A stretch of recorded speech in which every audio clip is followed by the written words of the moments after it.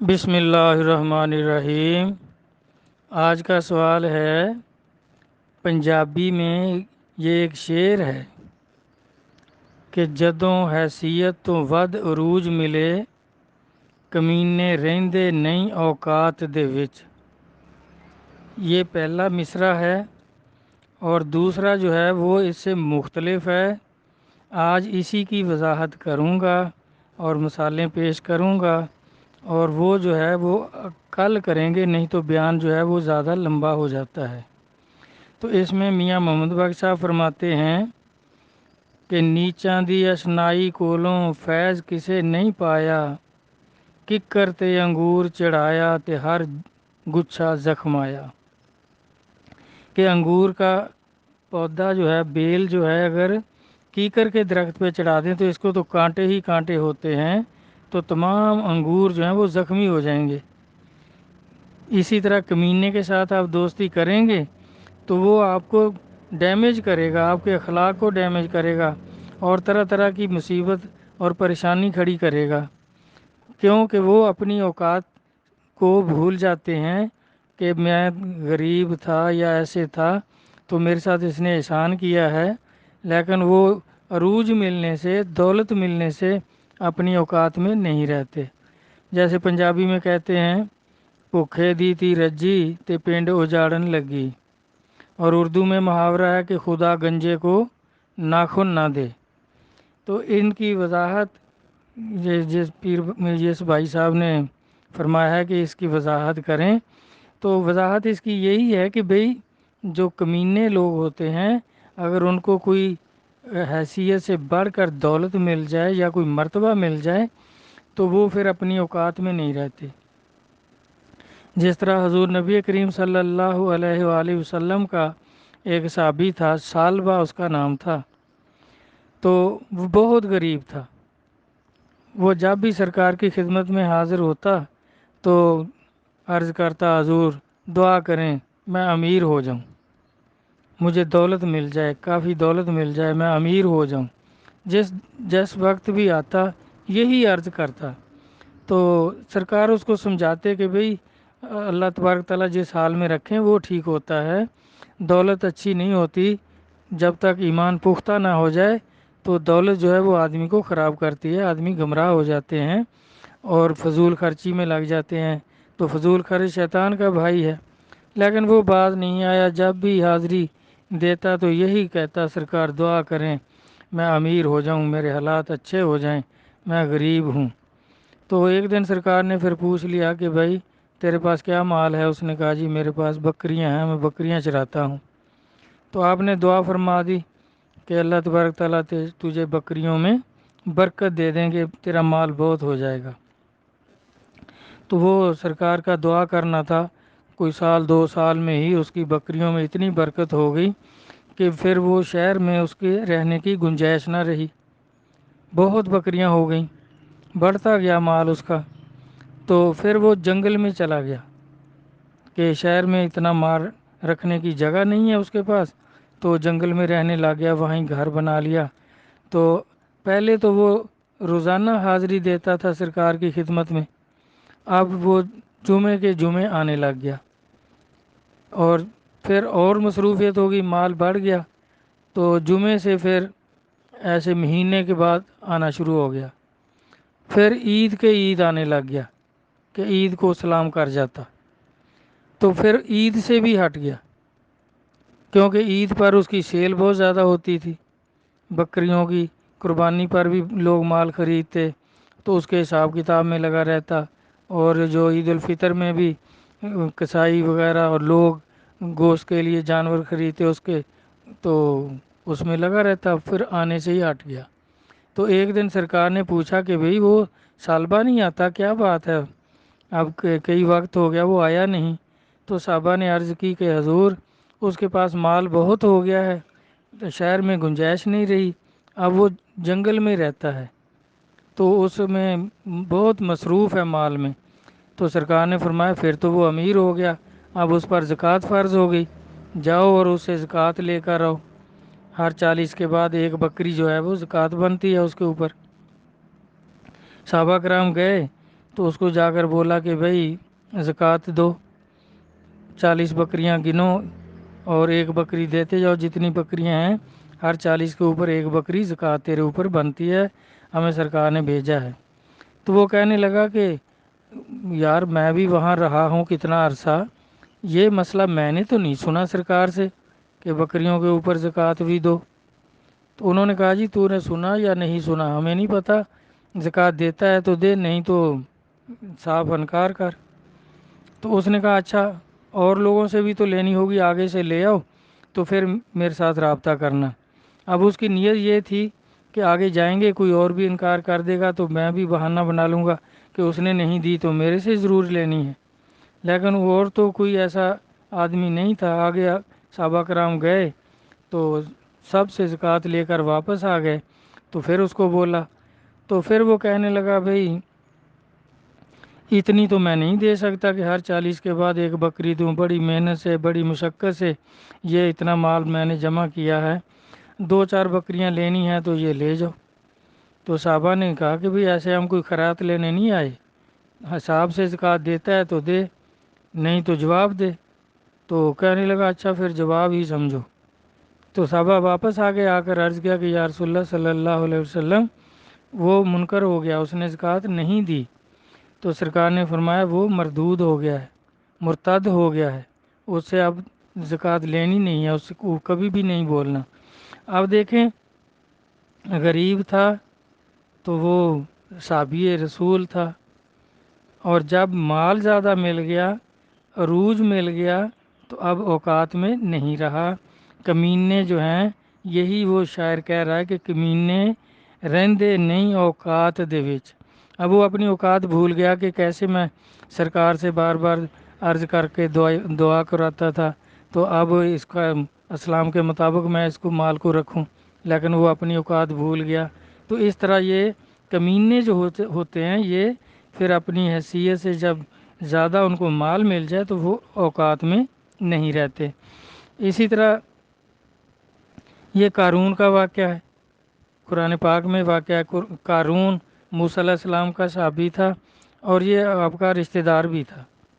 تو جب توریت نازل ہوئی تو اللہ تبارک تعالیٰ نے موسیٰ علیہ السلام سے فرمایا کہ اس کو سونے کے صندوق میں رکھو، کیونکہ یہ توریت جو ہے یہ پتھر کی سلیٹوں کے اوپر لکھی ہوئی تھی، تو وہ سونے کے صندوق میں رکھنے کا اللہ تبارک تعالیٰ نے حکم دیا۔ تو موسیٰ علیہ السلام نے عرض کیا کہ باری تعالیٰ میرے پاس تو اتنا سونا نہیں ہے، آپ جانتے ہی ہیں۔ تو اللہ تبارک تعالیٰ نے سونے کا نسخہ بتا دیا کہ یہ چیزیں ہیں، 3 بوٹیاں بتائیں کہ تانبا پگھلا کر اس میں ڈالو، وہ سونا بن جائے گا، اور اتنا بنا لینا جتنا صندوق بنانے کے لیے آپ کو ضرورت ہے۔ تو موسیٰ علیہ السلام نے ایک ایک بوٹی 3 آدمیوں کو بتائی اور بولا بھی جاؤ جنگل سے یہ بوٹی لے کے آؤ۔ کسی ایک کو تینوں نہیں بتائیں کہ پھر یہ سونا بنانے لگ جائیں گے۔ تو ان تینوں میں ایک جو تھا یہ قارون تھا، اور اس طرح ایک ایک بوٹی دوسرے 2 آدمیوں کو بتائی، سب جنگل میں چلے گئے۔ تو یہ قارون جو تھا یہ بڑا ہوشیار چلاک تھا، تو یہ جنگل میں جا کے پہلے ایک آدمی کو ملا، اس سے پوچھ لیا کہ تو یہ کون سی بوٹی بتائی ہے۔ تو یہ رشتہ داری کا روب بھی دیتا تھا، وہ بھی بیچارے گھبراتے تھے کہ اگر نہیں بتائیں گے تو یہ موسیٰ علیہ السلام کو ہماری شکایت کرے گا، ان کا رشتہ دار ہے۔ اس نے بتا دیا، پھر دوسرے کو جا ملا، اس سے بھی پوچھ لیا کہ کون سی بوٹی ہے، اپنی نہیں بتائی، جتنی تو موسیٰ علیہ السلام کو ضرورت تھی وہ لا کے دے دیں، اور پھر خود وہ تینوں بوٹیاں جو تھیں وہ اکٹھی کرتا اور سونا بنانا شروع ہو گیا، اس سے مکان بھر لیے۔ جب اتنا سونا اس کے پاس ہو گیا تو پھر موسیٰ علیہ السلام نے فرمایا کہ بھئی اب تو نے کیا تو ناجائز کام ہے، لیکن اب اس کی زکوٰۃ ادا کر۔ تو اس نے کہا جی یہ تو بہت مشکل کام ہے، یہ بڑا مشکل سے بنتا ہے، کتنا لکڑیاں جلاتے ہیں، آگ پہ کام کرتے ہیں، کتنے آدمی مزدور ہیں، تو یہ انکاری ہو گیا زکوٰۃ کا۔ تو آپ نے فرمایا اچھا یہ جو آپ اینٹیں وغیرہ بناتے ہیں سونے کو کاٹ کاٹ کے، وہ جو اس کے ذرات گرتے ہیں وہ کٹا پھٹا جو ہوتا ہے وہ دے دے چلو، تو پھر بھی میں حشر میں تیری شفاعت کر دوں گا کہ اس نے زکوٰۃ دی تھی۔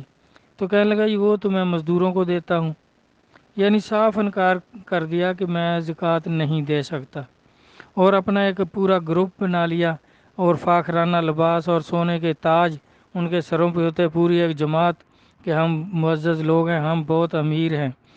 تو موسیٰ علیہ السلام کے جو غریب غریب صحابی تھے وہ بیچارے کہتے کہ ان پہ تو بڑا اللہ کا فضل ہے، اور موسیٰ علیہ السلام اس سے بڑے پریشان تھے کہ یہ زکوٰۃ نہیں دیتے اور الٹا دوسروں کو پریشان بھی کرتے ہیں۔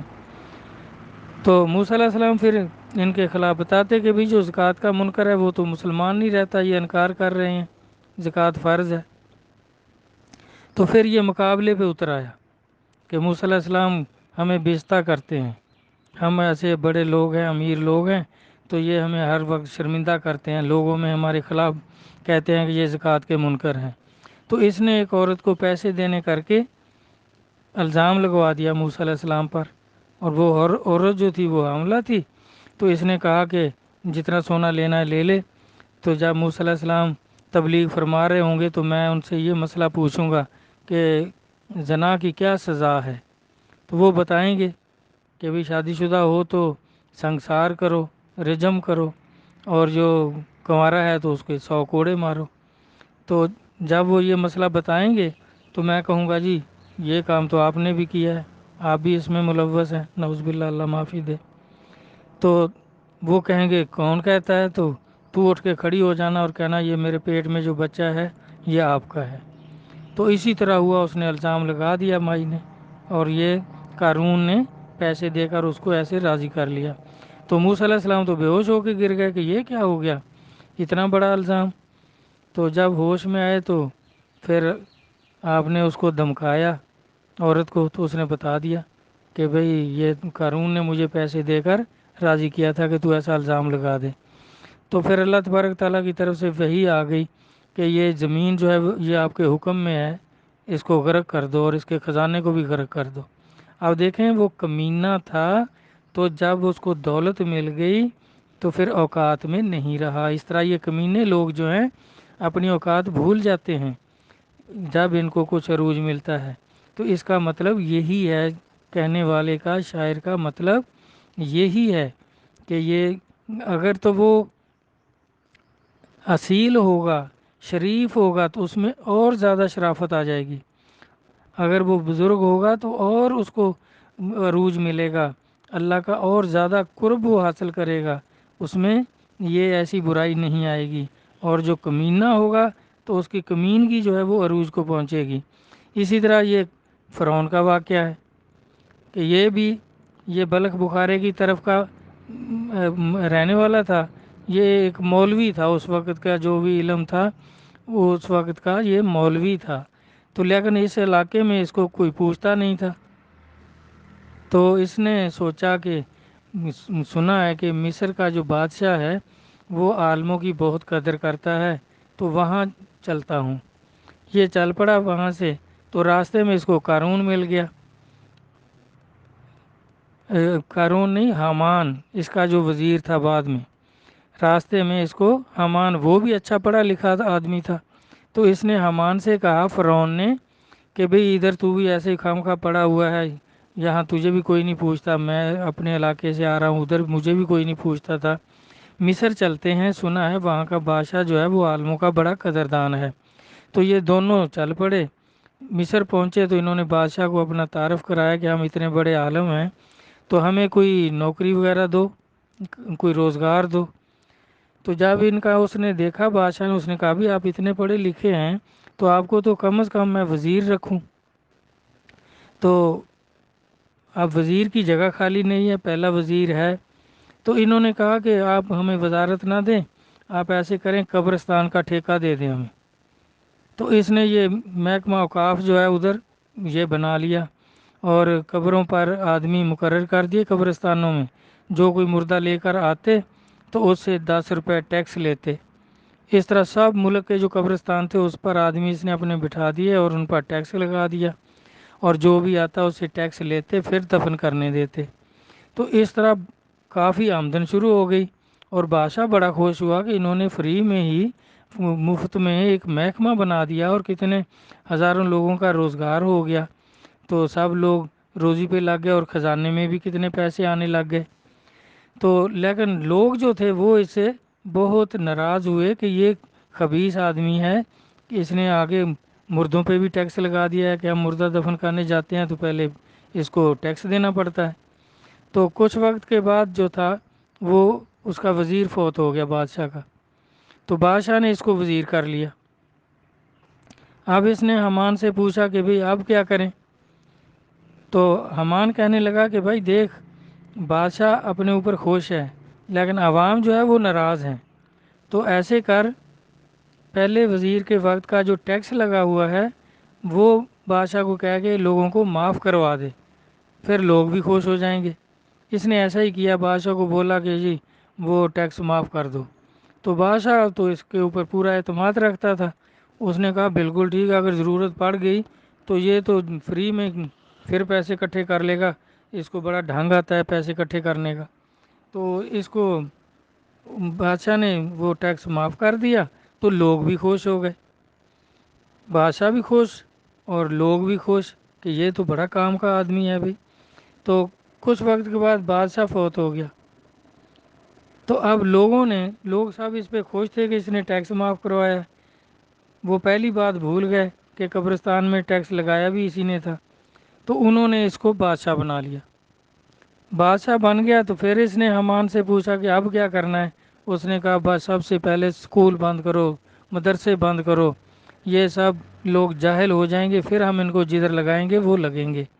تو اب دیکھیں، کمینہ تھا تو کمینگی پہ اتر آیا، پہلے دیکھیں بالکل بے روزگار تھا تو قبرستان کا ٹھیکیدار، پھر وزیر ہو گیا، پھر بادشاہ ہو گیا، اور بادشاہ بنتے ہی سکول بند کیے، جب لوگ جاہل ہو گئے تو خدائی دعویٰ کر دیا، کیونکہ یہ شاعر وہی کہہ رہا ہے کہ کمینے رہندے نہیں اوقات دے وچ۔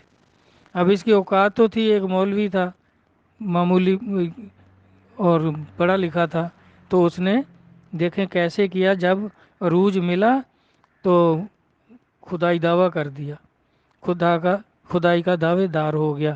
تو اس طرح اس کا مطلب بھائی جو میری سمجھ میں آیا میں نے اس کی وضاحت کر دی ہے، اور آگے کا جو ہے نا، کوئی غیرت مند کشکول نہیں چکدا، پاویں تخت ملے خیرات دے وچ، اس کی وضاحت کل کروں گا، نہیں تو بیان کافی لمبا ہو جائے گا۔ تو اللہ تبارک تعالیٰ، اللہ کے رسول، اولیاء کرام اور اس طرح کے جو دانشور لوگ ہیں ان کی باتوں کو سمجھنے کی توفیق عطا فرمائیں، آمین۔ اللہ حافظ۔